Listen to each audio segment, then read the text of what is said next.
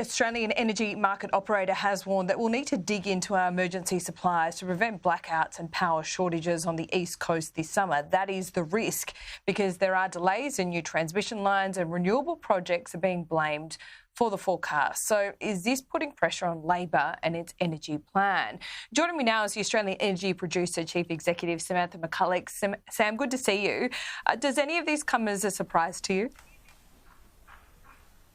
Good morning, Laura. No, this is the latest in another long list of warnings about unreliable electricity supply and the need for more investment in gas. Gas is playing such a critical role in terms of helping to back up renewables in power generation, supporting that shift away from coal. But AEMO, the ACCC and others have been warning of looming shortfalls and the need for more investment. Well, with gas, we saw the government release its gas strategy last week and essentially said it was needed until 2050 and beyond. Does that give you some comfort? Well, Laura, this is absolutely the case. This is what we've been saying for some time. All of the analysis points to this long-term critical role for gas in our energy mix to 2050 and beyond. Gas is so critical in terms of supporting the transition. We need it for reliable power supply. We need it to fuel our manufacturing sector, including those new opportunities that the government's talking about around critical minerals processing. And our industry is also playing a key role in terms of supporting the technologies, the new lower carbon fuels, like carbon capture and storage, that are so key for the transition. Yeah, it's required for hydrogen as well, and that is central to the government's Future Made in Australia strategy. So, Sam, is there, a figure that you have or, a number of projects that need to get up in the next, couple of years in order to make our energy system more reliable?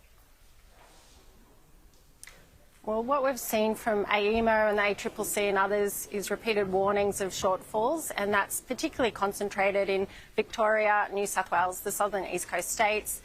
These are jurisdictions that haven't been supporting their own new investment in new supply. In fact, they have bans and moratoriums on developing gas, and now that's coming home to roost, really, in terms of some of the pressures that we're seeing on the gas system and the electricity system. It's really important that those projects that are currently stuck in regulatory purgatory that need to move forward are able to navigate those approvals processes, that we can bring that new gas supply to market urgently. That was highlighted in the Future Gas Strategy. The Future Gas Strategy identified an immediate action, actually, to fix the offshore approvals system. But unfortunately, last week we saw that process delayed. Okay, so the government's released its gas strategies told us how critical the gas sector is up until 2050 and beyond, and how that might reshape itself. But in the meantime, there are regulations, both state and federal, that make it really hard for these projects to be viable. Is that putting it in a bit of a nutshell? Well, we've seen 12 to 18 months of approvals uncertainty, particularly in the offshore space.